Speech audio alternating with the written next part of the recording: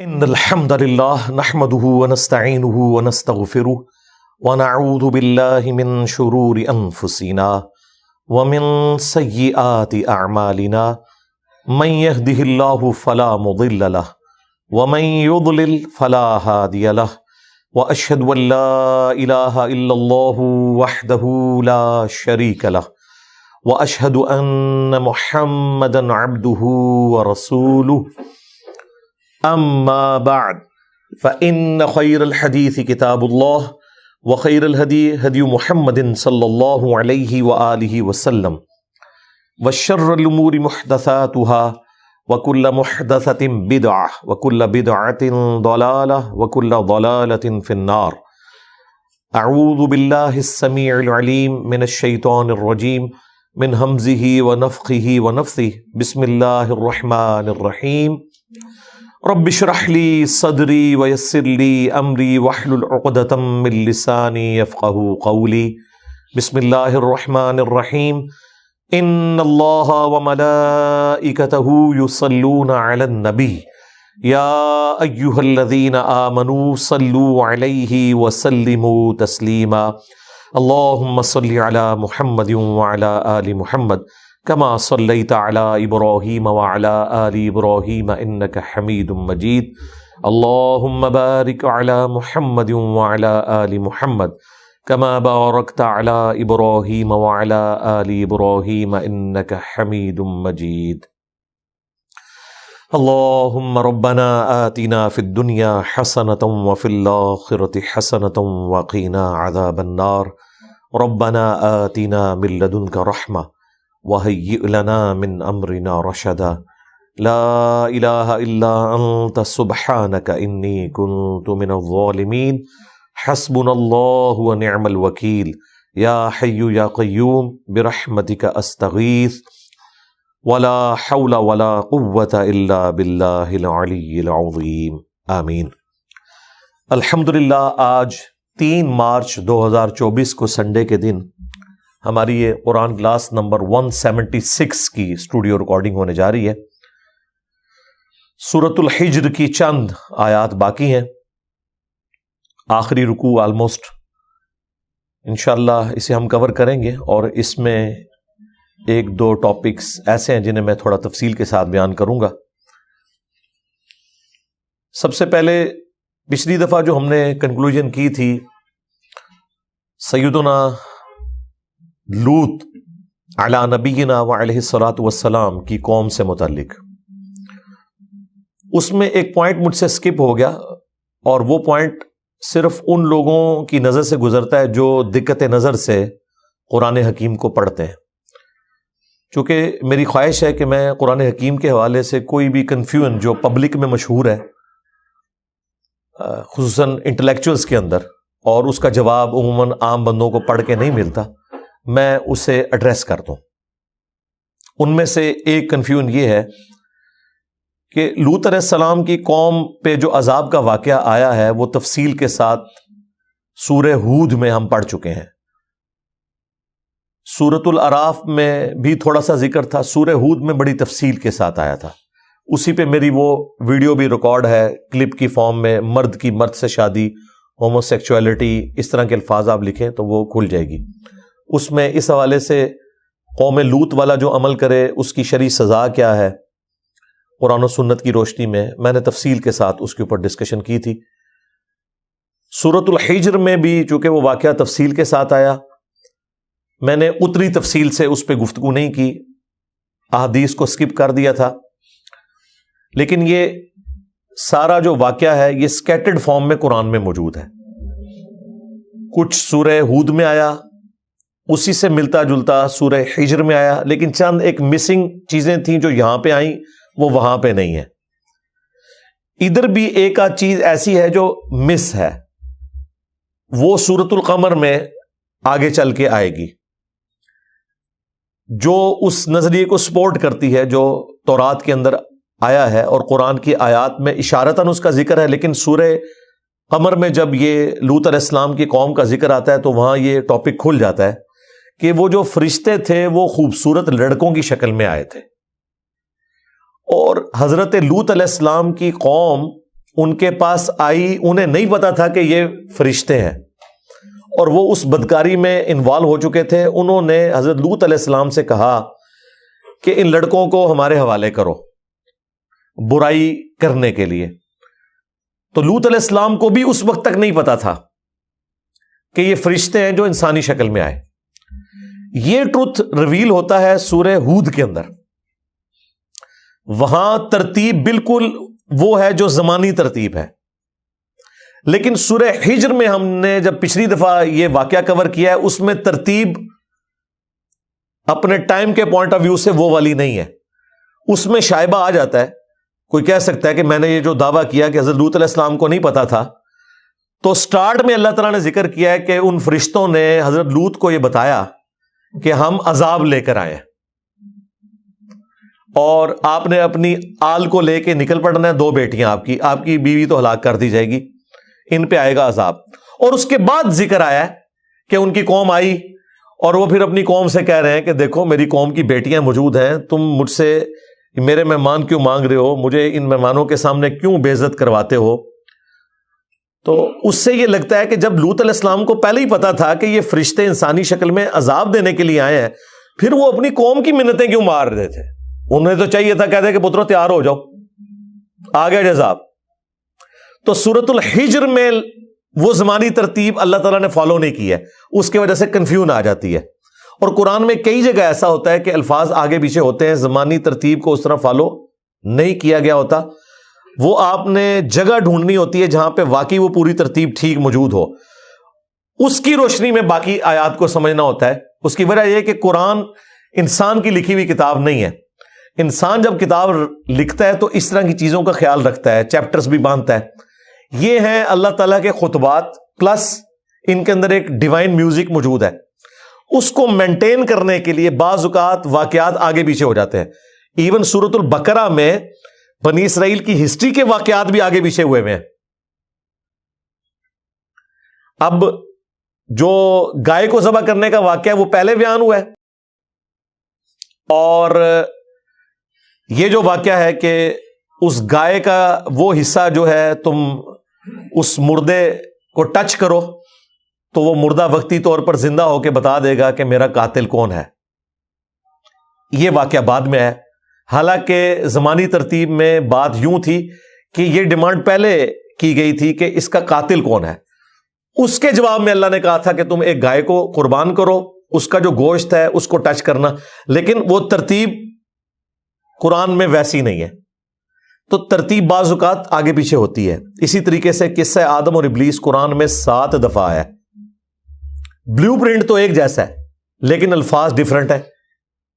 جو الفاظ سورہ الاعراف میں آئے ہیں وہ سورہ صاد میں مسنگ ہے. جو سورۃ الحجر میں آئے ہیں وہ نہ سورۃ الاعراف میں آئے ہیں جو کہ تفصیلی ہے، نہ سورہ صاد کے اندر. اس طرح سورۃ الکہف میں بڑا مختصر ذکر آیا، لیکن وہاں ایک اتنا بڑا ٹروتھ آیا جو 6 جگہ نہیں آیا کہ ابلیس جو ہے وہ جنوں میں سے تھا اس لیے اس نے نافرمانی کی. باقی 6 جگہ آپ کو پڑھ کے لگتا ہے کہ ابلیس بھی فرشتہ تھا. پھر بندہ کنفیوژن میں آ جاتا ہے کہ فرشتے تو اللہ کی نافرمانی نہیں کرتے، اس نے کیوں کی؟ اور سٹارٹ بھی یوں ہی ہے کہ اللہ نے فرشتوں سے کہا وَإِذْ قَالَ رَبُّكَ لِلْمَلَائِكَةِ اسْجُدُوا لِآدَمَ، تو یقیناً پھر فرشتوں کا ہی حکم تھا، تو ابلیس کو تو حکم ہی نہیں تھا، وہ کیسے بیچ میں داخل ہو گیا؟ تو پھر میں نے سورۃ الحجر میں یہ جب واقعہ ہے میں نے پوری اس کی کنفیوژن دور کی کہ ٹوٹیلٹی میں رزلٹ نکالا جاتا ہے. یہ ساری باتیں میں اس لیے کر رہا ہوں، وہ لوگ جو احادیث کے اوپر اعتراض کرتے ہیں انہوں نے احادیث کو ماننا کوئی نہیں ہوتا، خواہ وہ منکرین احادیث ہوں یا حنفی ہوں. وہ بظاہر اس قسم کے الفاظ کا جو فرق مختلف احادیث میں آتا ہے نا، اس کی پلی لے کے کہتے ہیں جی حدیثیں جو ہیں قابل اعتبار ہی نہیں، اضطراب ہے. یہ اکثر آپ سنیں گے جی رفع الیدین کی حدیثوں میں تو اضطراب ہے جی، حالانکہ وَأَنْتُمْ تَعْلَمُونَ انہیں پتا ہوتا ہے کہ بھائی جب قرآن میں اس طرح کا اضطراب انورٹڈ کامہ میں موجود ہے تمہارے بقول، بھائی گفتگو تو اللہ تعالیٰ کی اور ابلیس کی ایک ہی دفعہ ہوئی ہے نا، وہ 7 دفعہ کیا 700 دفعہ بھی آتی نا، الفاظ میں فرق نہیں ہونا چاہیے تھا. بھائی اللہ نے ایک بات کی، شیطان نے اس کے جواب میں ایک بات کی، پھر اللہ نے ایک بات کی، شیطان نے اس کے جواب میں ایک بات کی. لیکن آپ کو ہر جگہ الفاظ کا چناؤ مختلف نظر آئے گا. وہ الفاظ صورتوں کے وزن میں بٹھائے گئے ہیں.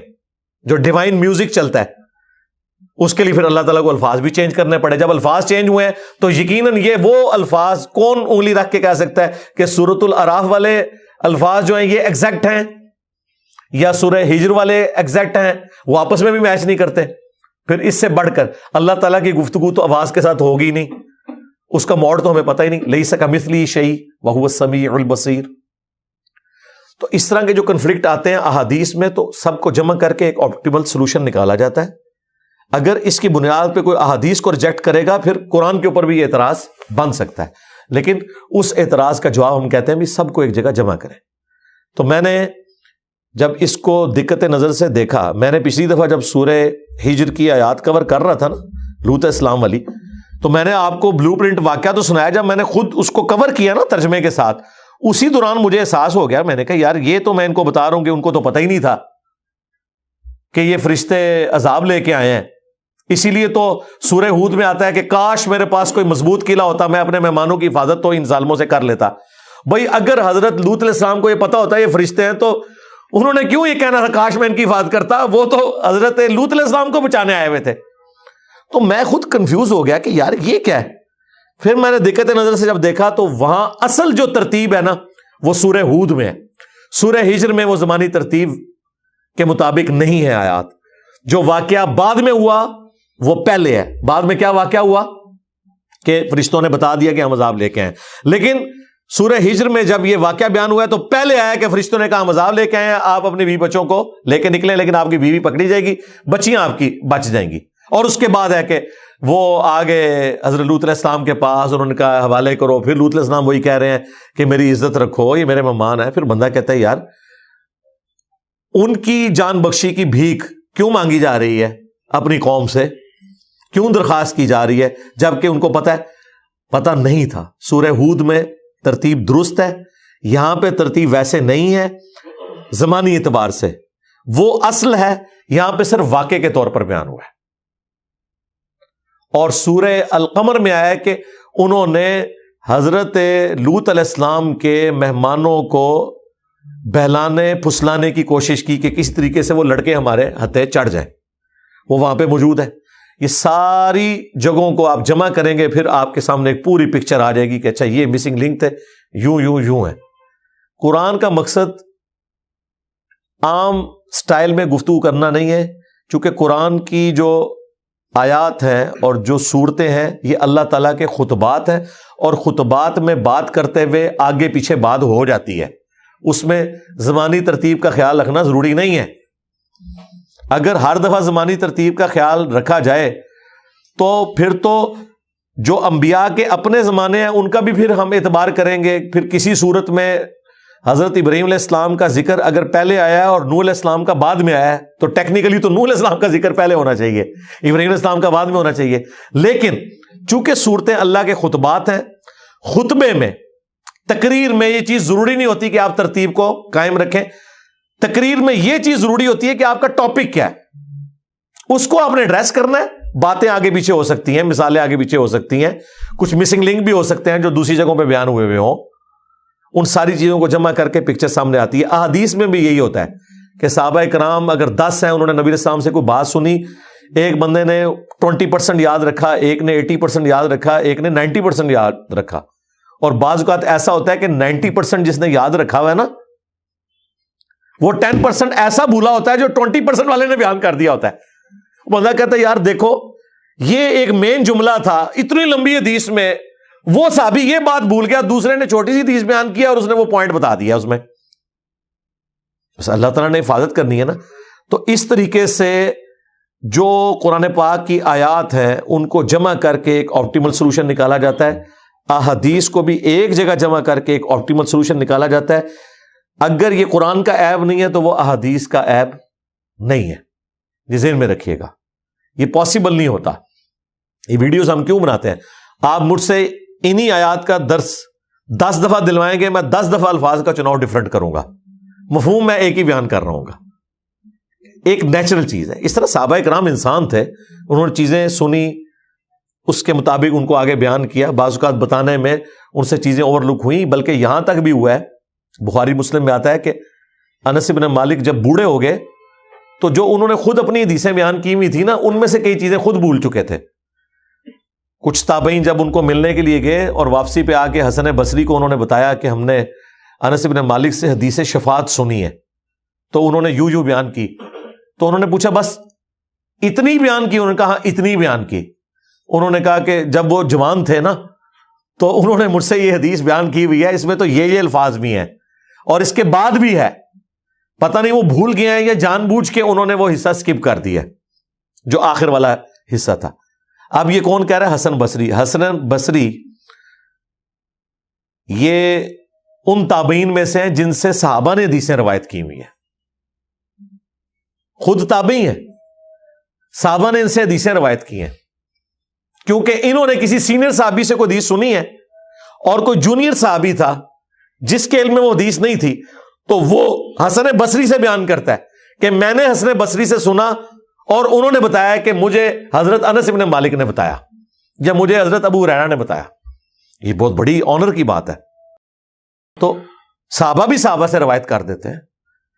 جس طرح مولا علی سے کئی حدیثیں ابو طفیل عامر بن واصلہ نے بیان کی ہیں، جو آخری صحابی فوت ہوئے 110 ہجری کے اندر. شیعان علی میں سے تھے، جنگ جمل صفین نہروان میں حضرت علی کے ساتھ رہے، لیکن انہوں نے جب اسلام قبول کیا تھا اس وقت ان کی عمر 7-8 سال تھی. بس نبی اسلام کو انہوں نے مختصر وقت کے لیے ہی دیکھا، تو ظاہر ہے انہوں نے حضور کی صحبت تو نہیں کی تھی، تو یہ پھر سینئر صحابہ سے حدیثیں سن سن کے آگے بیان کرتے تھے. تو اس طرح معاملہ ہو جاتا ہے.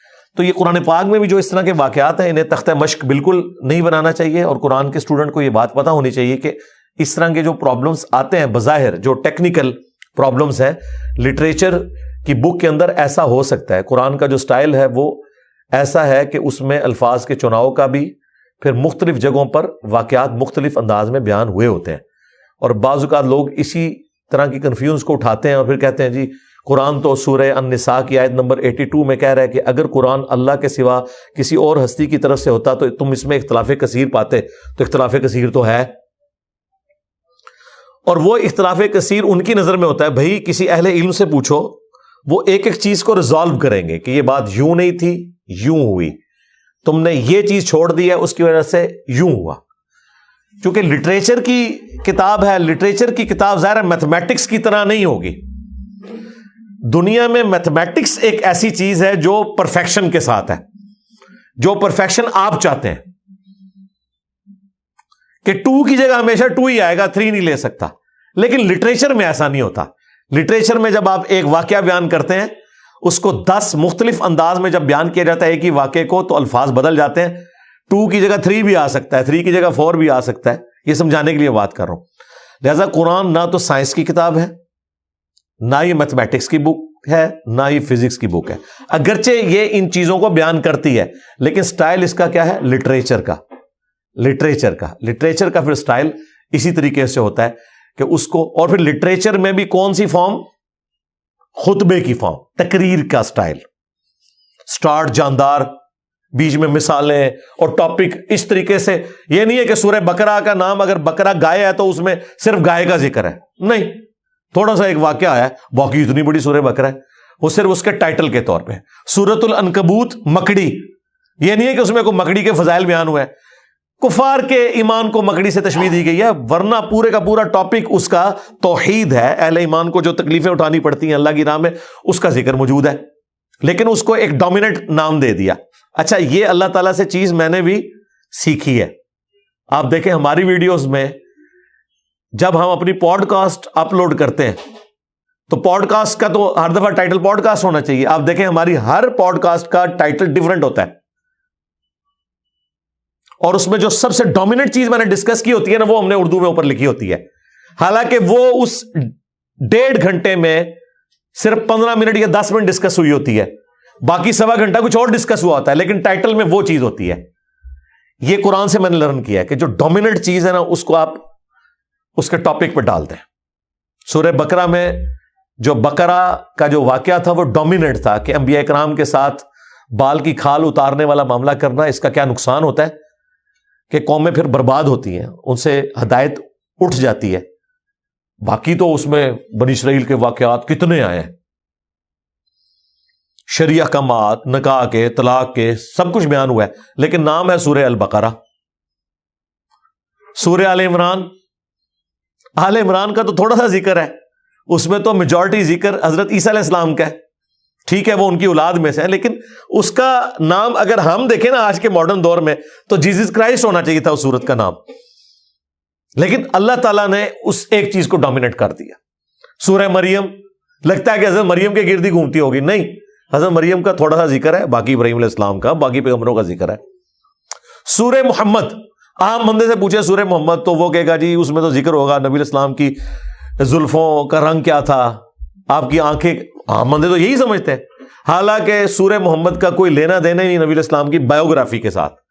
سورہ محمد سورہ قتال ہے کہ نبی علیہ السلام کو اللہ نے تلوار کے ساتھ مبعوث کیا ہے تاکہ بدماشوں کی امپائرز کو اکھاڑا جائے، قتال سے متعلق ہے سورہ محمد، چھوٹی سی سورت ہے، اور قتال کے لیے ضروری ہے کہ جنت کی نعمتیں یاد کروائی جائیں ورنہ کوئی جان نہیں دے گا۔ تو جنت کا جو بیان سورہ محمد میں ہوا ہے اس سٹائل میں قرآن کی کسی صورت میں نہیں ہوا، کیونکہ آپ جان مانگ رہے ہیں انسان سے تو جان تو دی جائے گی پھر بہت بڑی کسی لالچ پہ، اور یہ پازیٹیو لالچ کی میں بات کر رہا ہوں جو سورہ سجدہ میں ہے کہ اللہ کے بندے جو ہیں وہ خوف اور طمع کے ساتھ اپنے رب کو پکارتے ہیں، خوف بھی اور طمع بھی، دونوں چیزیں، یہ پازیٹیو چیز ہے۔ اس لیے یہ قرآن کے طالب علم کو پتا ہونا چاہیے کہ میں جو یہ پڑھ رہا ہوں اس کے ساتھ ریلیٹڈ چیزیں کہاں ہیں، تو میں ان ساری چیزوں کا باریکی سے خیال رکھتا ہوں خود، اس لیے یہ دیکھیں میں نے آلموسٹ 25 منٹ اس کے اوپر لگا دیے ہیں تاکہ یہ چیز ان اٹینڈڈ نہ رہے۔ اگر پچھلی دفعہ یہ صورت ختم ہو جاتی تو یہ سارا ٹاپک میرا سکپ ہو جانا تھا۔ آج مجھے پتا ہے یار یہ آیات ہی تھوڑی سی رہ گئی ہیں، تو میں اس ٹاپک کو بھی تھوڑا سا بیچ میں ایڈریس کر دوں تاکہ ہماری یہ قرآن ریکارڈنگ میں آ جائے اور لوگوں کو اس حوالے سے کوئی تشنگی نہ رہے۔ اگر اس ٹاپک پہ بھی کسی نے کوئی ویڈیو بنانی ہے تو وہ اس کا کلپ کاٹ کے ایک ویڈیو بنا سکتا ہے کہ یار یہ والی چیزیں، لہذا منکرین حدیث جو قرآن کی بنیاد کے اوپر احادیث کو تختہ مشق بنا لیتے ہیں ان کے لیے یہ پھکے کے طور پر ہے۔ پچھلے دنوں بھی ہمارے لائیو سیشن میں بھی ایک بھائی آیا تو میں نے اس کو یہی پھکی کے طور پہ بات کی کہ قرآن میں سجدہ تعظیمی کی حرمت کہیں رپورٹ نہیں ہوئی۔ قرآن میں سجدہ تعظیمی کا ذکر موجود ہے کہ فرشتوں نے سجدہ کیا آدم علیہ السلام کو، یوسف علیہ السلام کو ان کے بھائیوں نے اور ماں باپ نے سجدہ کیا، لیکن قرآن پورے میں کہیں نہیں لکھا ہوا کہ اب سجدہ تعظیمی حرام ہے، اور پوری امت کا اجماع ہے کہ سجدہ تعظیمی حرام ہے، جبکہ قرآن کہہ رہا ہے کہ سجدہ تعظیمی تو جائز ہے۔ تو منکرین حدیث کو بڑا غصہ آیا، وہ لائیو سیشن میں آ کے ایک بندے نے سوال ریکارڈ کرایا، جی انجینئر صاحب نے جو ہے نا غلط بیانی کی ہے، قرآن میں تو حرمت آئی ہے سجدے کی، حالانکہ میں اپنی اس ویڈیو میں بیان کر چکا تھا کہ جو حرمت آئی ہے سورہ حمیم السجدہ میں، جسے سورہ فصلت کہتے ہیں، سورت نمبر 41، وہ حرمت آئی ہے سجدہ عبادت کی، کہ مت پوجو سورج کو اور چاند کو اور ستاروں کو، بلکہ اس کی عبادت کرو جس نے ان کو پیدا کیا۔ وہ سجدہ تعظیمی کا ذکر نہیں ہے، سجدہ عبادت کا ہے۔ سورج کی لوگ پوجا کرتے تھے نا، قوم سبا کس کی پوجا کرتی تھی؟ سورہ نمل میں آیا ہدہد نے کہا کہ میں نے قوم دیکھی ہے جو سورج کی عبادت کر رہی ہے۔ تو قرآن میں جو سجدہ عبادت ہے اس کی حرمت آئی ہوئی ہے، وہ تو ہمیشہ سے ہی ہے۔ سجدہ تعظیمی کی کوئی حرمت نہیں آئی کہیں پہ کہ تعظیمی سجدہ نہ کرو، وہ آئی ہے ابو داؤد میں، ترمذی میں، ابن ماجہ میں، کہ اگر میں سجدہ جائز سمجھتا تو بیویوں سے کہتا خاوندوں کو کریں اس حق کے سبب جو اللہ نے ان کو دیا ہے۔ جب ایک صحابی نے حضور کو سجدہ کیا، ابو داؤد کے الفاظ ہیں، نبی علیہ السلام نے فرمایا سر اٹھا، یہ کیا کر رہے ہو تم؟ انہوں نے کہا میں ہیرا نامی شہر کوفے کے پاس نجدیوں کے علاقے میں گیا، وہاں لوگ اپنے سردار کو سجدہ کرتے ہیں، آپ تو اللہ کے رسول ہیں۔ نبی علیہ السلام تو نہیں فرمایا، ابھی قرآن میں سورت حمیم السجدہ میں حرمت آ چکی ہے۔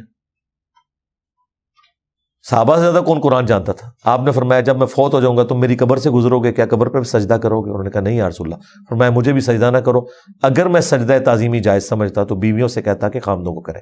سجدہ عبادت تو کسی شریعت میں بھی کسی کے لیے نہیں رہا۔ حضرت جبرائیل نے آدم علیہ السلام کو سجدہ عبادت نہیں کیا تھا، سجدہ تعظیمی کیا تھا۔ سجدہ تعظیمی اس امت میں حرام ہوا ہے، اور یہ اللہ تعالیٰ نے شرح صدر کیا میرے اوپر کہ اللہ تعالیٰ نے توحید کو کامل ہی اس امت میں کیا ہے کہ ایک چھوٹی سی کوئی شکل باقی تھی نا ٹو باؤ ڈاؤن کی تعظیمن بھی، وہ بھی اللہ نے کہا ختم، صرف خدا کے ساتھ خاص. اور واللہ یقین کریں جو توحید کا ٹیسٹ قرآن پڑھ کے آتا ہے نا، میں گلٹ فیل کرتا کہ اگر میں رسول اللہ کی امت میں نہ ہوتا اور مجھے کسی انسان کے سامنے سجدہ تعظیمی بھی کرنا پڑتا. جو اس توحید کا مزہ ہے نا کہ سجدہ تعظیمی بھی کسی کے لیے نہیں آؤ، یہ اس امت کی خوبی ہے. ایک یہ خوبی، اور دوسرا اللہ تعالیٰ نے ختم نبوت کی برکت سے قیامت تک کے لیے کشف، الہام، یہ ساری دروازے بند کر دیے کہ کوئی اس کی پلی لے کے یہ دعویٰ نہ کر دے کہ میرے پاس کوئی اللہ کا پیغام آیا. ختم نبوت کا مطلب ہے دیٹس آل، بس، سوائے ایک خواب کی شکل بخاری مسلم میں ہے وہ باقی ہے. اور وہ بھی فرما دیا 3 قسم کے ہیں، اللہ کی طرف سے، شیطان کی طرف سے، نفس کی طرف سے. وہ کوئی کنفرم نہیں کر سکتا یہ اللہ کی طرف سے ہے یا نہیں جب تک کہ وہ پازیٹیولی ایگزیکیوٹ نہ ہو جائے. کسی کو مستقبل کی کوئی خبر دکھا دی گئی، دین جو ہے وہ کمپلیٹ ہو چکا. نبی الاسلام کے بعد کوئی شخص بھی یہ دعویٰ کرے، خواہ وہ اپنے آپ کو نبی کہے یا نہ کہے، اگر وہ کہے کہ مجھے آسمان سے خبریں آتی ہیں تو وہ ختم نبوت کے اوپر ڈاکہ مار رہا ہے. سیدھی سی بات ہے. خواہ وہ اپنے آپ کو کوئی صوفی بزرگ بتائے، کوئی امام بتا دے، خواہ وہ اپنے آپ کو امتی نبی کہے، ذلی نبی کہے، یا کوئی اور دعویٰ کرے، ختم نبوت کا عقیدہ اس کا ختم ہو گیا. تو ختم نبوت بھی کامل، کوئی کشف الہام نہیں، اور توحید بھی کامل کہ سجدہ تعظیمی بھی ختم. تو الحمدللہ یہ ٹاپکس میں ساتھ ساتھ ایڈریس کرتا ہوں. اور جن لوگوں کو یہ زوم ہے نا کہ ہم قرآن کی دعوت کو لے کے چل رہے ہیں، ان بدبختوں سے اللہ تعالیٰ نے قرآن کی دعوت بھی چھین لی ہے. مجھے بتائیں اس وقت پلانٹ ارتھ پہ کوئی ایک بندہ بتائیں جو قرآن کی خدمت کر رہا ہو اور منکرین احادیث میں سے ہو. وہ اللہ نے خدمت مولانا مودودی سے ہی لی ہے، وہ خدمت ڈاکٹر اسرار سے ہی لی ہے. یہ سارے کے سارے احادیث کو ماننے والے تھے، سنت کے ماننے والے تھے. مولانا اسحاق صاحب سے لی ہے خدمت، ڈاکٹر ذاکر نائک سے لی ہے حفظہ اللہ تعالی. کوئی ایک بھی ایسا نہیں جو انکار سنت کرنے والا ہو. غامدی صاحب بھی چند ایک احادیث کے اوپر ریزرویشن رکھتے ہیں، منکرین احادیث یا منکرین سنت نہیں ہے. اس طرح کی اگر آپ نے منکرین احادیث دیکھنا ہے، وہ تو حنفی سارے ہی منکرین احادیث ہیں، ٹھیک ہے. لیکن اگر ان سے پوچھیں وہ کہتے ہیں نہیں سنت کے بغیر تو اسلامی مکمل نہیں ہے. تو اللہ کے فضل سے قرآن کی خدمت، قرآن کی توحید وہی بیان کرتے ہیں جنہیں سنت کے ساتھ شغف ہے. ہمارے اس پلیٹ فارم سے آپ دیکھ لیں ہزاروں نہیں لاکھوں لوگوں کی توحید درست ہوئی ہے الحمدللہ، ٹھیک ہے. یہ ایک صدیوں کا کام ہے جو اللہ تعالیٰ نے میڈیا کی برکت سے ختم نبوت کے صدقے سارا یہ کام ہوا ہے چند سالوں کے اندر. اور الحمدللہ یہ خدمت بھی کسی منکرین حدیث میں سے نہیں لی گئی، کسی شخص سے، اس شخص سے لی گئی ہے جو سنت کو، حدیث کو حجت سمجھتا ہے. لہٰذا یہ جو ٹھیکیدار بنے ہوئے ہیں کہ ہم جی اہل قرآن ہے، اہل قرآن نہیں ہے بھائی، آپ قرآن کے منکر ہیں. اہل قرآن وہ ہیں جو اہل السنہ ہے، اہل الحدیث ہے، اصحاب الحدیث ہے، اہل الاجماع ہے، اجماع امت کے ماننے والے ہیں. اور اجتہاد بھی ان جگہوں پہ جہاں قرآن و سنت اجماع میں بات موجود نہ ہو. تو یہ میں نے ساری چیزیں کور کر دی آلموسٹ. اب 35 منٹ باقی ہیں، ہم یہ بقیہ کی آیات مکمل کر لیتے ہیں. اعوذ باللہ من الشیطان الرجیم، بسم اللہ الرحمن الرحیم. وَإِن كَانَ أَصْحَابُ الْأَيْكَةِ لَظَالِمِينَ، اور بے شک ایکا کے جو باشندے تھے وہ بھی بڑے ظالم تھے. یہ گھنے جنگلات کی سرزمین کو ایکا کہتے ہیں، اور یہ قوم شعیب علیہ السلام کا ذکر ہے. اور یہ بڑا مختصر 2 آیات میں اللہ تعالیٰ نے کور کر دیا، تفصیل کے ساتھ نہیں ہے. تفصیل کے لیے سورہ ہود پڑھیں، سورۃ الاعراف پڑھیں، وہاں تو پوری تفصیل ہے قوم شعیب کی. فانتقمنا منہم، تو ہم نے ان سے انتقام لیا. وَإِنَّهُمَا لَبِإِمَامٍ مُبِينٍ، اور یہ دونوں بستیاں کھلے راستے کے اوپر واقع ہیں. کون سی 2 بستیاں؟ ایک تو یہ ایکا کی بستی اور دوسری قوم لوط جہاں پہ تباہ و برباد کی گئی. یہ جو راستے تھے مشرکین عرب کے تجارت کے، ان پہ یہ بستیاں آباد تھیں، ان کے کھنڈرات موجود تھے، ان کو بتایا گیا. وَلَقَدْ كَذَّبَ أَصْحَابُ الْحِجْرِ الْمُرْسَلِينَ، اور بے شک اہل ہجر نے بھی رسولوں کو جھٹلایا. اسی کی وجہ سے سورت کا نام ہجر ہے. اب اندازہ کریں کہ اصحاب ہجر کا ذکر 2-3 آیات میں ہوا ہے. تفصیل کے ساتھ تو قصہ آدم اور ابلیس بیان ہوا، قوم لوط کا ہوا. آپ سے اگر پوچھا جاتا تو اس سورت کا نام سورہ آدم رکھا جاتا یا سورہ لوط رکھا جاتا، نام ہے ہجر، صرف ڈسٹنگوش کرنے کے لیے. قوم ہجر جو اہل ہجر تھے، یہ وہ لوگ تھے جن کے لیے قرآن میں دوسری جگہ قوم سمود آیا، صالح علیہ السلام کی قوم، جن کے لیے پہاڑ میں سے اونٹنی اللہ تعالیٰ نے ظاہر کی. ان کی خواہش تھی کہ اس پتھر میں سے جو ہے وہ اونٹنی نکلے. تو پھر اللہ تبارک و تعالیٰ نے انہیں تباہ و برباد کیا جب انہوں نے وقت کے پیغمبر کی آواز نہیں سنی. لیکن یہاں جمع کے سیغے میں بات ہو رہی ہے کہ جو اہل ہجر تھے انہوں نے رسولوں کو جھٹلایا، حالانکہ رسول تو ان کے پاس ایک آئے تھے، صالح علیہ السلام. چونکہ ایک رسول کا انکار تمام رسولوں کا انکار ہوتا ہے، اور یہ قرآن کا اسلوب ہے. یہ صرف یہاں پہ نہیں، کئی اور جگہوں پر سنگولر کے سیغے میں قوم کا ذکر ہوگا اور آئے گا انہوں نے رسولوں کو جھٹلا دیا. کیونکہ ایک نبی کا انکار تو ساروں کا، یہ تو ہو نہیں سکتا نا کہ ایک بندہ وقت کے پیغمبر کو جھٹلا رہا ہے اور باقی پیغمبروں کو مان رہا ہے. یہ تو ایکسیپشنل کیس ہوا یہودیوں کے یا کرسچنز کے کیس میں، کہ یہودیوں نے حضرت عیسیٰ علیہ السلام کا انکار کر دیا، کرسچنز نے نبی علیہ السلام کا انکار کیا، باقی سب کو مان لیا. وہ سورہ النساء میں ہے کہ جو اللہ رسول میں ایمان لانے میں فرق کرے وہ بھی کافر ہے، اور جو ایک ہے میں بعض رسولوں کو مانوں گا بعض کو نہیں مانوں گا، اللہ کو مانوں گا، وہ بھی پکا کافر ہے. لا نفرق بین احد من رسلی، ہم رسولوں میں ایمان لانے میں کسی میں فرق نہیں کرتے. یہ اہل ایمان کا عقیدہ ہے. تو ایک رسول کا انکار سارے رسولوں کا. وَآتَيْنَاهُمْ آيَاتِنَا فَكَانُوا عَنْهَا مُعْرِضِينَ، اور ہم نے انہیں اپنی نشانیاں عطا کی تھیں مگر وہ روگردانی ہی کرتے رہے. منہ مانگا معجزہ ملا تھا، انکار کیا انہوں نے. معجزہ آنے کے بعد بھی انکار کیا، الٹا اس اونٹنی کو انہوں نے قتل کر دیا، پھر اللہ کا عذاب ان پہ آ گیا. وَكَانُوا يَنْحِتُونَ مِنَ الْجِبَالِ بُيُوتًا آمِنِينَ، اور وہ پہاڑوں میں کھود کھود کر گھر بنایا کرتے تھے اور بے خوف ان گھروں میں رہا کرتے تھے. یہ آج بھی آپ قرآن کے جو تاریخی مقامات ہیں وہ دیکھ لیں. ویسے اب تو سعودی عرب نے یہ ساری ہسٹوریکل پلیسز کھول دی ہیں، اتنے بڑے بڑے پہاڑ ہیں ان میں انہوں نے گھر بنائے ہوئے تھے، اور اتنے بڑے بڑے دروازے نظر آ رہے ہیں ان کے جو بار ڈیزائننگ والے ہیں. اندر جو کمرے ہیں نا وہ ہمارے ہی سائز کے ہیں. یہ جو پبلک میں مشہور ہے نا کہ وہ کوئی 100 فٹ اونچے تھے، نہیں ہے، یہ قرآن میں کہیں نہیں لکھا ہوا بھائی. وہ ان گھروں میں آپ جائیں تو 6.5-7 فٹ سے زیادہ کوئی بھی کمرے کا دروازہ نہیں ہے. جو بڑے وہ قلعے نما دروازے ہیں وہ تو مین ہے. جو اندر کمرے ہیں نا ان میں جو ان کی چارپائیوں کی جگہ اور چھت کی ہائٹ بمشکل 7 فٹ ہے، 7-8 فٹ. اس کا مطلب ہے ان کے قد ہمارے جیسے ہی تھے. لیکن یہ ان کے پاس فن تھا کہ پہاڑ، چٹیل پتھروں کے پہاڑ وہ توڑ توڑ کے اس میں گھر بنا لیتے تھے. تو ظاہر اوزار تھے ان کے پاس، اللہ نے ان کو یہ مہارت دی ہوئی تھی اور یہ سارا وہ کام کر لیتے تھے اور بڑے امن سے رہ رہے تھے. فَأَخَذَتْهُمُ الصَّيْحَةُ مُصْبِحِينَ، لیکن صبح سویرے ان کو ایک خوفناک چنگھاڑ نے آ پکڑا. فَمَا أَغْنَىٰ عَنْهُمْ مَا كَانُوا يَكْسِبُونَ، پس انہیں فائدہ نہیں پہنچایا جو کچھ وہ دنیا میں کمایا کرتے تھے، مال نے یا ان کے اتنے بڑے محلات نے یا ان کے مکانوں نے ان کو کوئی فائدہ نہیں پہنچایا. جب اللہ کا عذاب آیا تو وہ پہاڑوں کے اندر بھی اللہ تعالیٰ نے ان کو اس چنگھاڑ کے عذاب میں وہ وہیں ایکسپائر کر دیا. ان کو ایسی اونچی آواز تھی.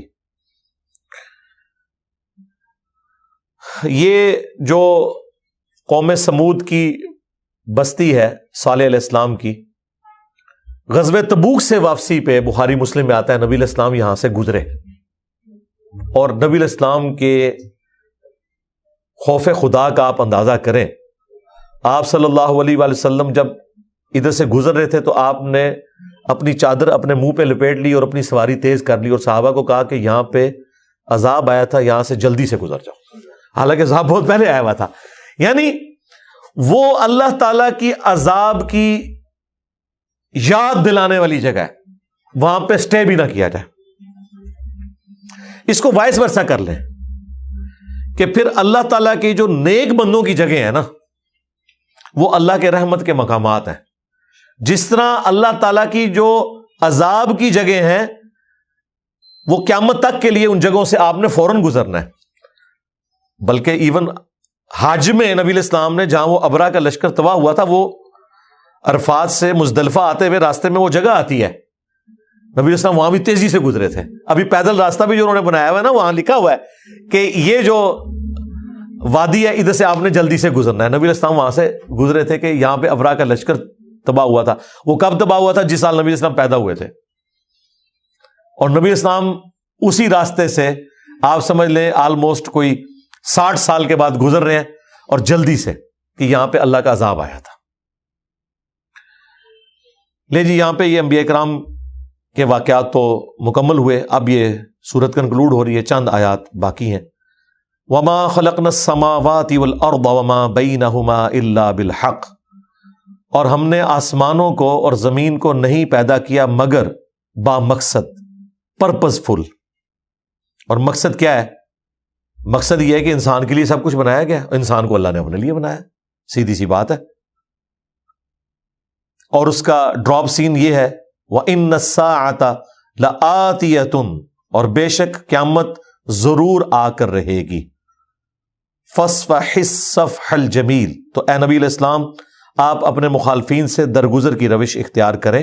ظاہر نبی علیہ السلام اتنے سالوں سے تکلیف کاٹ رہے تھے، اور آپ کے دل میں بھی خواہش آتی تھی کہ میں اتنے عرصے سے انہیں کہہ رہا ہوں کہ پیغمبر کا انکار کرو گے تو عذاب آ جائے گا، اور الٹا وہ بھی مذاق اڑایا کرتے تھے کہ اتنے سالوں سے ہم تمہاری دھمکیاں سن رہے ہیں، عذاب تو کوئی نہیں آیا.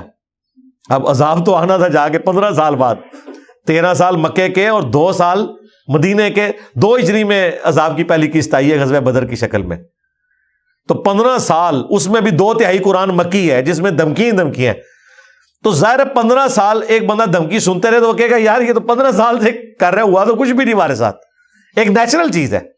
تو پھر حضور علیہ السلام کو بھی اللہ تعالیٰ تسلی دیتا تھا کہ آپ نے ٹینشن نہیں لینی، درگزر کریں، انشاءاللہ اللہ کے ہاں ایک وقت مقرر ہے، آ جائے گا. ان ربک هو الخلاق العلیم، بے شک تیرا رب خالق ہے اور سب کچھ جاننے والا ہے. اب یہ جو آیت نمبر 87 ہے، یہ بھی قرآن کی ایک ٹروتھ ریویلنگ آیت ہے.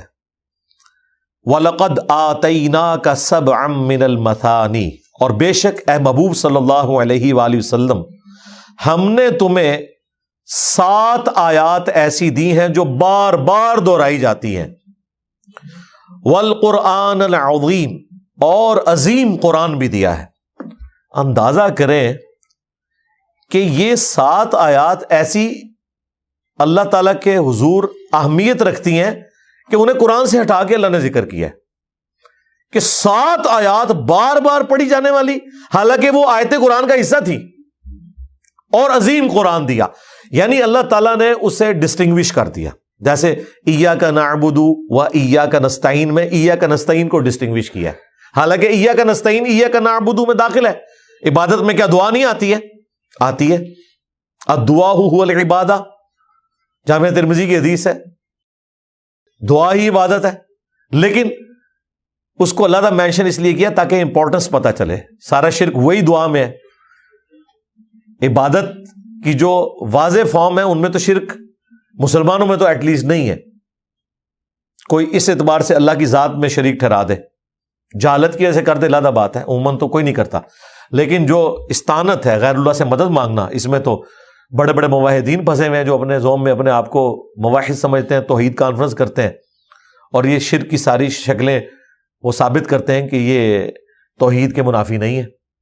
یہاں پہ بھی دیکھیں یہ کتنی امپورٹنٹ چیز تھی. اللہ تعالیٰ نے 7 آیات کا ذکر کیا کہ ہم نے تمہیں 7 آیات ایسی دی ہیں جو بار بار پڑھی جاتی ہیں، اور عظیم قرآن دیا.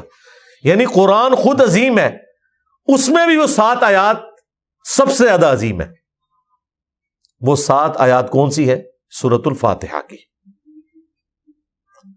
سورۃ الفاتحہ قرآن کی وہ واحد سورت ہے جس کی فضیلت قرآن میں آئی ہے. باقی ساری سورتوں کی فضیلتیں احادیث سے ہم بیان کرتے ہیں. سورہ اخلاص 1/3 قرآن کے برابر ہے، بخاری مسلم کی حدیث ہے. سورہ ملک جامعہ ترمذی ابو داؤد میں حدیث موجود ہے کہ جو اپنے پڑھنے والے کی شفاعت کرے گی اور اسے اللہ سے بخشوا لے گی. ہم حدیثیں بیان کرتے ہیں، لیکن سرکار سورہ فاتحہ ایسی سورت ہے کہ اس کی فضیلت قرآن میں آئی ہے، اور ایسی آئی ہے کہ قرآن کے پیرلل بیان ہوئی ہے. وَلَقَدْ آتَيْنَاكَ سَبْعًا مِّنَ الْمَثَانِي، بے شک اے محبوب صلی اللہ علیہ وآلہ وسلم ہم نے آپ کو 7 آیتیں ایسی دی ہیں جو بار بار پڑھی جاتی ہیں، وَالْقُرْآنَ الْعَظِيمَ، اور عظیم قرآن بھی دیا۔ اس سے بڑھ کر کیا فضیلت ہوگی کہ اللہ تعالی کے نزدیک جو سب سے بڑا عمل ہے، جو مؤمن اور کافر کا فرق ہے، نماز، وَأَقِيمُوا الصَّلَاةَ وَلَا تَكُونُوا مِنَ الْمُشْرِكِينَ، نماز قائم کرنا، مشرک نہ ہو جانا۔ اور صحیح مسلم کی حدیث کے بندے کے کفر اور ایمان، شرک اور اسلام کے درمیان فرق نماز ہے۔ اس نماز میں ہر رکعت میں سورہ فاتحہ پڑھنا ضروری ہے، خواہ وہ فرض ہو خواہ وہ نفلی ہو، سورہ فاتحہ کے بغیر نماز ہی نہیں ہوتی۔ بخاری مسلم کی حدیث ہے، لا صلاۃ لمن لم یقرأ بفاتحۃ الکتاب، اس کی نماز ہی نہیں ہے جو سورۃ الفاتحہ کی تلاوت نہیں کرتا۔ پھر بخاری مسلم میں ام الکتاب بھی ذکر ہے، جو کتاب کی ماں، کتاب کی جڑ نہ پڑھے اس کی نماز نہیں ہے، اسے ام الکتاب بھی کہا گیا۔ فاتحہ یعنی قرآن کو کھولنے والی، یہ قرآن کی چابی بھی ہے، قرآن کی ماں بھی ہے، قرآن کی جڑ بھی ہے سورہ فاتحہ۔ اس سے بڑی کیا بات ہوگی یار، آپ امیجن کریں کہ ہر نماز کی ہر رکعت میں آپ جو مرضی پڑھیں، لیکن فاتحہ آپ نے پڑھنی ہے، باقی پورے قرآن میں سے آپ کی جو مرضی پڑھیں، لیکن فاتحہ آپ نے پڑھنی ہے، اس کے بغیر آپ کی نماز ہی نہیں ہونی۔ بلکہ جامع ترمذی میں حدیث ہے، نبی علیہ السلام کہتے ہیں کہ سورہ فاتحہ جیسی سورت نہ تورات میں ہے، نہ زبور میں ہے، نہ انجیل میں ہے۔ اللہ نے کسی پیغمبر کو اس طرح کی سورت نہیں دی جو مجھے دی ہے سورۃ الفاتحہ، یہ اتنی عظیم سورت ہے۔ صحیح بخاری میں اسی آیت کے کانٹیکسٹ میں ایک حدیث ہے، سیم یہی آیت پڑھ کے نبی علیہ السلام نے بیان کیا۔ صحیح بخاری میں حدیث ہے، نبی علیہ السلام نے ایک صحابی کو کسی کام سے بلایا تو وہ تھوڑی دیر بعد حاضر ہوئے۔ نبی علیہ السلام نے کہا کہ میں نے تمہیں بلایا تھا۔ انہوں نے کہا یا رسول اللہ میں نماز پڑھ رہا تھا، مجھے آپ کی آواز آئی ہے لیکن میں نماز پڑھ رہا۔ تو آپ نے فرمایا کہ کیا تم نے قرآن کی یہ آیت نہیں سنی ہوئی سورۃ الانفال کی کہ جب اللہ اور اس کا رسول بلائیں فوراً حاضر ہو جایا کرو۔ یعنی نبی علیہ السلام اس پلانٹ ارتھ پہ واحد پرسنالٹی ہیں کہ اگر کوئی شخص اپنی نماز اسی جگہ پر چھوڑ کر آپ کا حکم سننے کے لیے آئے تو اس کی نماز نہیں ٹوٹے گی، کیونکہ وہ اللہ کے ایک حکم سے دوسرے حکم کی طرف جا رہا ہے، اور واپسی میں وہیں سے نماز شروع کرے گا، نئے سرے سے بھی نہیں شروع کرے گا، کیونکہ ایک حکم سے دوسرے کی طرف ٹرانسفر ہو رہا ہے۔ یہ پروٹوکول صرف نبی علیہ السلام کا ہے، باقی کیسز میں آپ کو نماز توڑنی پڑے گی۔ نبی علیہ السلام کے کیس میں نماز ٹوٹے گی نہیں، بلکہ ایک حکم سے دوسری طرف جا رہے ہیں۔ مجبوراً ہو سکتا ہے کوئی ایمرجنسی ہو گئی ہے یا کوئی اور ایشو ہو گیا تو نماز توڑنی پڑ جائے، لیکن اس کیس میں نماز ٹوٹے گی نہیں۔ تو نبی علیہ السلام نے جب ان کو کہا، اب نبی علیہ السلام کو یہ بھی احساس ہوا کہ میری یہ بات سن کے اس کو تھوڑا فیل ہوا ہوگا۔ پھر آپ نے فرمایا کہ اچھا میں تمہیں نا اس مسجد سے نکلتے ہوئے قرآن کی سب سے عظیم سورت بتاؤں گا کہ کون سی ہے۔ اب وہ صحابی تو انتظار میں بیٹھ گئے کہ اللہ کے محبوب صلی اللہ علیہ وآلہ وسلم مجھے بتائیں گے قرآن کی سب سے عظیم سورت کون سی ہے۔ جب نبی علیہ السلام مسجد سے نکلنے لگے تو اس صحابی نے حضور کا ہاتھ پکڑ لیا، کہا یا رسول اللہ آپ اپنا وعدہ پورا کریں، آپ نے مجھے یہ مدنی رشوت جسے کہتے ہیں نا وہ باپا جانی، پازیٹیو سینس میں کہ مجھے ایک آفر دی تھی، تو مجھے بتائیں قرآن کی سب سے عظیم سورت کون سی ہے۔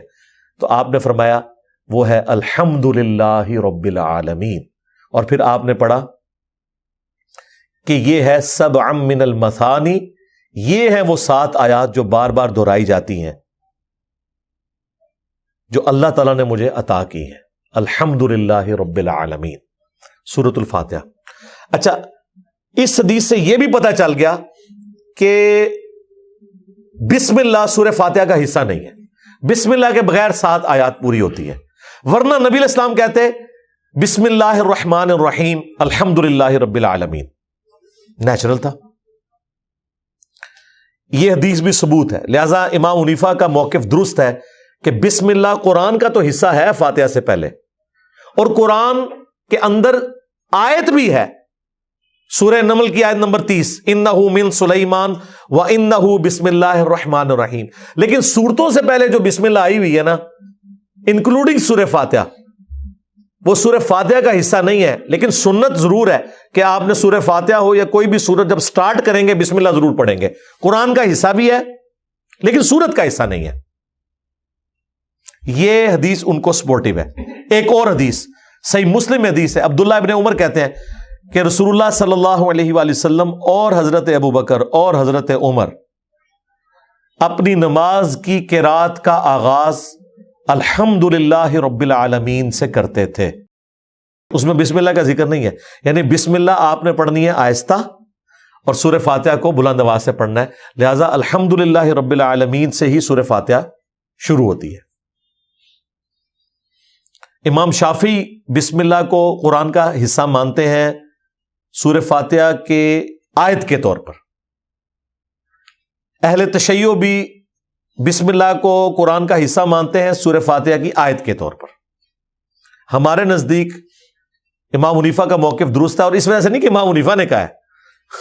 اگر امام حنیفہ نے کوئی اس طرح کی بات کی ہوتی تو آپ کو حنفیوں نے یہ حدیثیں بتائی ہوتی ہیں. حدیثیں تو ہم آپ کو بتا رہے ہیں، حدیثیں تو نبی علیہ السلام کی ہیں. ٹھیک ہے کہ یہ الحمدللہ رب العالمین سے سورت شروع ہوتی ہے. اچھا، اور پھر ڈسائسو حدیث وہ حضرت ابو ہریرہ کی حدیث ہے، حدیث قدسی صحیح مسلم میں، کہ حضرت ابو ہریرہ کہتے ہیں کہ نبی علیہ السلام نے فرمایا کہ اس کی نماز ناقص ہے ناقص ہے ناقص ہے جو سورۃ الفاتحہ نہیں پڑھتا. اور پھر نبی علیہ السلام نے فرمایا کہ اللہ تعالیٰ فرماتا ہے کہ میں نے نماز اپنے اور اپنے بندے کے درمیان برابر تقسیم کر لی ہے، آدھا حصہ میرے لیے ہے اور آدھا میرے بندے کے لیے، اور میں نے اپنے بندے کو عطا کر دیا جو مجھ سے مانگے گا.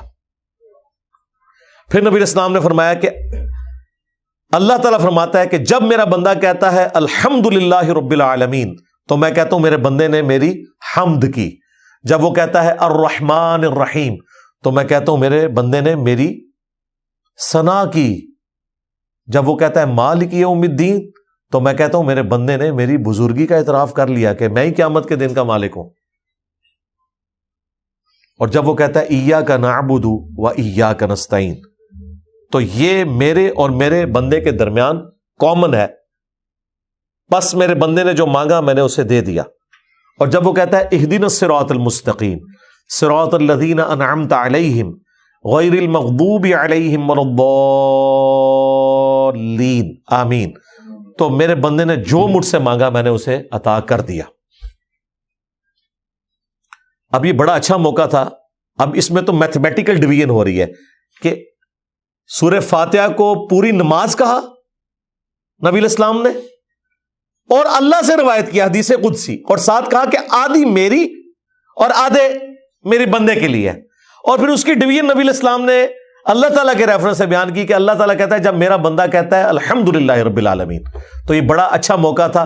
یہاں یہ ہونا چاہیے تھا جب میرا بندہ کہتا ہے بسم اللہ الرحمن الرحیم تو میں کہتا ہوں میرے بندے نے میرے نام سے شروع کیا، لیکن یہ نہیں ہے. اس میں ڈائریکٹ سٹارٹ ہو رہا ہے الحمدللہ رب العالمین. اور دیکھیں ڈویژن کیسے ہو رہی ہے. الحمدللہ رب العالمین آیت نمبر 1، الرحمن الرحیم آیت نمبر 2، مالک یوم الدین آیت نمبر 3. یہ 3 آیات اللہ کے لیے ہوگی جس میں آپ نے اللہ کی تعریف بیان کی. ایاک نعبد و ایاک نستعین مسلم کے الفاظ ہیں، یہ میرے اور میرے بندے کے درمیان کامن ہے. کامن کیسے ہو گیا؟ یہ آیت ایسی ہے جو 2 ٹکڑوں میں بٹ جاتی ہے. ایاک نعبد یہ اللہ کے ساتھ ہوگی، و ایاک نستعین بندے کے ساتھ، بندہ مانگ رہا ہے اللہ سے. لہذا الحمدللہ رب العالمین الرحمن الرحیم مالک یوم الدین ایاک نعبد، یہ 3.5 آیات، یہ نصف ہو گیا سورہ فاتحہ کا. و ایاک نستعین یہ آدھی آیت، اور اہدنا الصراط المستقیم یہ اس سے اگلی آیت، صراط الذین انعمت علیہم اس سے اگلی آیت، اور غیر المغضوب علیہم ولا الضالین آمین اس سے اگلی آیت. 3.5 آیات ادھر، 3.5 آیات ادھر، واو درمیان میں ہے. ایاک نعبد واو سینٹر میں، ایاک نستعین اہدنا الصراط المستقیم آنورڈ. اور یہ ساری دیکھیں بندے سے متعلق ہے. ایاک نعبد تک بندہ اپنے رب کی تعریفیں کر رہا ہے اور اس کے بعد رب سے مانگتا جا رہا ہے. ایاک نستعین اہدنا الصراط المستقیم صراط الذین انعمت علیہم غیر المغضوب علیہم ولا الضالین آمین. لہذا یہ میتھمیٹیکلی بھی چیز ثابت ہوئی کہ سورہ فاتحہ الحمد سے شروع ہو کے ولا الضالین پہ مکمل ہوتی ہے. لیکن چونکہ اس میں اختلاف امت میں آ گیا لہذا آپ کو غیر المغضوب علیہم ولا الضالین اس پہ تو آپ کو 7 لکھا ہوا نظر آتا ہے. لیکن عام جو قرآن ہے آپ ان میں دیکھیں وہ جو گول دائرے آپ کو نظر آتے ہیں نا، صراط الذین انعمت علیہم، اس کے بعد آپ کو گول دائرہ نہیں نظر آتا لکھا ہوا، ادھر صرف چھوٹا سا چھیڑ ڈلا ہوا ہے کہ یہاں پہ 6 آیت مکمل ہوئی ہے. وہ اختلاف کی وجہ سے ہوا ہے، ورنہ یہاں دائرہ بھی ڈال دیا جائے کوئی فرق نہیں پڑتا. یہ یعنی احادیث کی روشنی میں نے ثابت کر دیا کہ سورۃ الفاتحہ جو ہے وہ الحمد سے لے کے ولا الضالین تک ہے. باقی تو سورہ فاتحہ کے تعارف میں نے کافی فضائل سنائے تھے. مسئلہ نمبر 112 ABC بلکہ 111 ABC اور 112 ABC، یہ 6 لیکچرز میں نے الا بذکر اللہ تطمئن القلوب، پچھلی دفعہ جو 344 لیکچر میں قرآن مکمل کیا اس میں نے قرآن کی صورتوں کے 12 صورتوں کے فضائل اور صبح و شام کے اذکار اس میں کور کیے میں. وہ جسے شوق ہے وہ دیکھ لے. سورۃ الفاتحہ کے ذریعے صحیح بخاری اور مسلم میں آتا ہے کہ ایک قبیلے کے سردار کو جب ایک زہریلا بچھو یا کوئی سانپ کاٹ گیا اس کا دم سے علاج کیا گیا.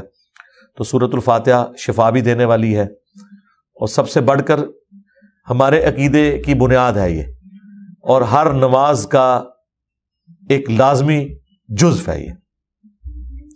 والقرآن العظیم، اور عظیم قرآن بھی. اب اس کے بعد اللہ تعالیٰ فرما رہا ہے کہ اے نبی جب ہم تمہیں 7 آیات بار بار پڑھی جانے والی دے رہے ہیں اور قرآن دے رہے ہیں، اس کے بعد اب اس چیز کی ضرورت نہیں ہے. لا تمدن عینیک الی ما متعنا بہ ازواجا منہم، اب آپ نے اپنی آنکھ اٹھا کر بھی نہیں دیکھنا ان لوگوں کی طرف جنہیں ہم نے دنیا کا مال دیا ہے. ازواجا منہم ولا تحزن، کہ وہ اس مال سے دنیا میں لطف اندوز ہو سکیں اور نہ آپ نے غم کھانا ہے علیہم ان پر کہ یہ ایمان کیوں نہیں قبول کر رہے. وَخْفِضْ جَنَاحَكَ لِلْمُؤْمِنِينَ، آپ نے اہل ایمان کے لیے اپنے کندھوں کو جھکا کے رکھنا ہے نرمی کے ساتھ. بلکہ اگر اس کو یعنی وہ ترجمہ کیا جائے جس طرح یہ الفاظ جو اس کے الفاظ ہیں وہ تو کہہ رہے ہیں کہ اپنے پروں کے نیچے لینا ہے. جیسے ایک مرغی اپنے چوزوں کی حفاظت کے لیے اپنے پروں کے نیچے لے لیتی ہے نا، تو آپ نے اپنے پروں کے نیچے اپنے اہل ایمان ساتھیوں کو لینا ہے، اصحاب صفہ جو ڈیووٹڈ اصحاب ہیں. باقی جو لوگ ایمان نہیں قبول کرنے والے ان کا غم آپ نے نہیں کھانا. وقل، اور فرما دیجئے انی انا النذیر المبین، کہ بے شک میں تو کھلا ڈر سنانے والا ہوں. کما انزلنا علی المقتسمین، جیسا کہ اتارا ہم نے ان بانٹنے والوں پر، یعنی یہ قرآن نازل ہوا بانٹنے والوں کے اوپر. کون سے بانٹنے والے؟ الذین جعلوا القرآن عضین، کہ جنہوں نے قرآن کو پارا پارا کر دیا. اب اس کی مختلف تشریحات کی گئی ہیں کہ یہاں قرآن سے مراد یہ قرآن ہے یا اس میں باقی الہامی کتابیں بھی شامل ہیں، اور یہ اشارہ یہود و نصارہ کی طرف ہے کہ انہوں نے اللہ تعالیٰ کی طرف سے جو آیات نازل ہوئی ان کو ٹکڑے ٹکڑے کر دیا. ہر فرقے نے اپنے حصے کی بات لے لی ہوئی ہے. کل حزب بما لدیہم فرحون، اور وہ اسی کے اندر جو ہے وہ گم ہے. یا پھر مشرکین عرب کی طرف اشارہ ہے کہ انہوں نے قرآن حکیم کا مذاق اڑایا اس حوالے سے. فوربک لنسألنہم اجمعین، پس مجھے تمہارے رب کی قسم، یہ ایک محبت کا اظہار ہے. اے محبوب صلی اللہ علیہ وآلہ وسلم، ہم ضرور ان سب سے پوچھیں گے عما کانوا یعملون، جو کچھ وہ دنیا میں اعمال کیا کرتے تھے. یعنی قیامت کے دن ان سب کو پوچھا جائے گا. آج جو یہ اتنی دھمکیاں آپ کو لگا رہے ہیں آپ بے فکر رہیں، دنیا میں بھی عذاب آنا ہے، نہیں تو آخرت کا عذاب تو پکا ہے. فاصدع بما تؤمر، تو آپ اعلان کر دیجئے اس بات کا جو اللہ نے آپ کو حکم دیا ہے. وَأَعْرِضْ عَنِ الْمُشْرِكِينَ، اور جو شرک کرنے والے ہیں ان سے اعراض کریں، ان کو ان کے حال پر چھوڑ دیں. اِنَّا كَفَيْنَاكَ الْمُسْتَهْزِئِينَ، بے شک ہم ہی آپ کو کفایت کر جائیں گے جو آپ کا مذاق اڑانے والے لوگ ہیں ان کے مقابلے پر. یہ بڑی مشہور آیت ہے، میں نے کئی ایک لیکچرز میں کوٹ کی ہے، سورۃ الحجر کی آیت نمبر 95، کہ اللہ تعالیٰ نے اپنے ذمہ کرم پر لے لیا ہے کہ جو بھی نبی علیہ السلام کا مذاق اڑائے گا اللہ تعالیٰ خود جواب دینے والا ہے. دیکھیں پچھلے 100 سالوں میں 60,000 کتابیں رسول اللہ کے خلاف لکھی گئی ہیں. اگر ریشو پروپورشن کیلکولیٹ کریں، ان 100 سالوں میں جتنی تعداد میں مسلمان بڑھے ہیں پچھلے 1300 سال میں نہیں بڑھے. اور اس ماڈرن دور میں جب لوگوں کے لیے ریلیجن کوئی اہمیت نہیں رکھتا، Islam is the fastest growing religion in America, in Europe, تو یہ ہمیں معجزہ نظر آ رہا ہے. نبی علیہ السلام کو ملائن کرتے ہیں، اللہ تعالیٰ آپ صلی اللہ علیہ وآلہ وسلم کی تعریف میں کافروں سے کتابیں لکھوا دیتا ہے کہ کامیاب ترین پرسنالٹی پلانٹ ارتھ پہ اگر کوئی ہے تو محمد رسول اللہ ہے صلی اللہ علیہ وآلہ وسلم. الذین یجعلون مع اللہ الہا آخر، یہ وہ لوگ ہیں جو آپ کا مذاق اڑانے والے، انہوں نے تو اللہ کے ساتھ اور ہستیوں کو معبود ٹھہرا لیا ہے. فسوف یعلمون، تو عنقریب یہ اس کا انجام جان لیں گے. وَلَقَدْ نَعْلَمُ أَنَّكَ يَضِيقُ صَدْرُكَ بِمَا يَقُولُونَ، اور ہمیں خوب معلوم ہے کہ ان کی باتوں سے آپ کا سینہ بھیجتا ہے، آپ کا دل تکلیف میں آتا ہے جب یہ آپ کے بارے میں اس طرح کی گفتگو کرتے ہیں، آپ کو اپنی زبان سے تکلیف دیتے ہیں، آپ کا مذاق اڑاتے ہیں. ظاہر انسان کے تو احساسات ہوتے ہیں، کیا کیا تکلیفیں آپ کو اٹھانی پڑی ہیں. تو آپ کو یہ تکلیفیں دیں گے، لیکن آپ نے اپنی تکلیفوں کو رفع کس طرح کرنا ہے؟ فَسَبِّحْ بِحَمْدِ رَبِّكَ، پس آپ اپنے رب کی تسبیح کریں، اس کی حمد کریں، تعریف کریں. وَقُمْ مِنَ السَّاجِدِينَ، اور سجدہ گزاروں میں شامل رہیں. آپ اللہ کے حضور جھکتے رہیں، ان عبادات کی برکت سے اللہ تعالیٰ آپ کو صبر دے دے گا. وَاعْبُدْ رَبَّكَ حَتَّى يَأْتِيَكَ الْيَقِينُ، اور اپنے رب کی عبادت کرتے رہنا یہاں تک کہ تمہیں موت آ جائے. الیقین یہاں پر موت ہے، کیونکہ سورہ مدثر میں اللہ تعالیٰ نے الیقین کو موت کے ایکویلنٹ بیان کیا ہے کہ اہل جہنم سے کہا جائے گا کہ دنیا میں تم اسی طریقے سے یاشی کرتے رہے یہاں تک کہ تم یقین کو پہنچ گئے اور اب ہمارے حضور پیش ہو گئے ہو. تو یقین سے مراد قرآن نے سورہ المدثر میں موت کو ذکر کر دیا ہے. تو اپنے رب کی عبادت کرتے رہے یہاں تک کہ موت آ جائے، یعنی موت تک اپنی ایفرٹ پٹ کرنی ہے، غافل نہیں ہونا. نبی علیہ السلام کو تعویل خاص کے اعتبار سے کہا گیا، باقی تعویل عام میں تو جو بھی قرآن کا قاری ہے اس تک یہ میسج پہنچایا گیا کہ یہ ایک دن کی گیم نہیں ہے، ہاں یہ مسلسل ایفرٹ ہے. جب تک روح پرواز نہ کر جائے اس وقت تک غافل نہیں ہونا. جو دم غافل 100 دم کافر. ٹھیک ہوگا جی.